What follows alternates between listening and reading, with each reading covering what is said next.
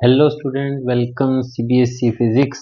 तो यहाँ इस क्वेश्चन में एक लाइट ऑफ वेवलेंथ 3500 एंगस्ट्रॉम की मेटल ए और मेटल बी पर इंसिडेंट की गई और दोनों मेटल्स का वर्क फंक्शन दे रखा है, यानी कि जिस पर ये light electron photo electron emit करती है गिवन मेटल।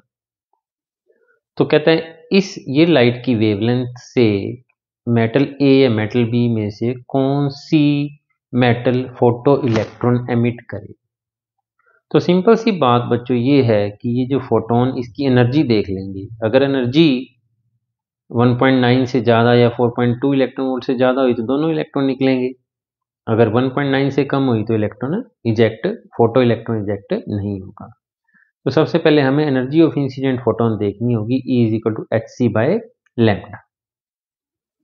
लैम्डा क्या है? Photon of the wavelength of the given photon, जो कि 3500 एंगस्ट्रॉम। तो यहाँ c लाइट की स्पीड और h प्लैंक्स कांस्टेंट, इन सब की वैल्यू पुट करने के बाद ये आंसर आता है जूल में।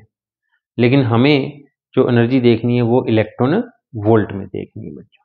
तो इलेक्ट्रॉन वोल्ट में कन्वर्ट करने के लिए हमें क्या करना होगा? इसको 1.6 इंटू 10⁻19 से डिवाइड करना होगा। ये इलेक्ट्रॉन का चार्ज है, इसको इलेक्ट्रॉन वोल्ट में कन्वर्ट करने के लिए। तो ये आ गया स्टूडेंट्स 3.55 इलेक्ट्रॉन वोल्ट, यानी कि जो फोटोन इंसिडेंट किया गया उसके पास एनर्जी है 3.55 इलेक्ट्रॉन वोल्ट। और यानी कि इसका मतलब ये हुआ कि मेटल बी में से आसानी से इलेक्ट्रॉन इजेक्ट होगा, बल्कि क्योंकि जो वर्क फंक्शन की वैल्यू है ए की 4.2 है और हमारे फोटोन की एनर्जी की वैल्यू 3.55 इलेक्ट्रॉन वोल्ट है, तो only metal B will emit photo electron.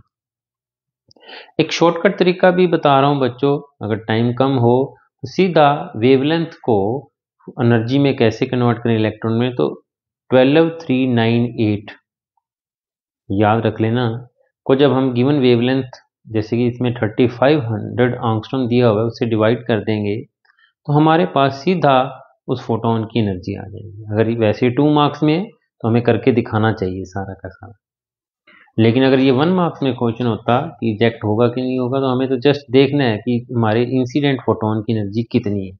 तो उस केस में आप ये फार्मूला भी यूज कर सकते हो, 12398 बाई 3500, आंसर आ जाएगा 3.55 या 3.54 इलेक्ट्रॉन वोल्ट।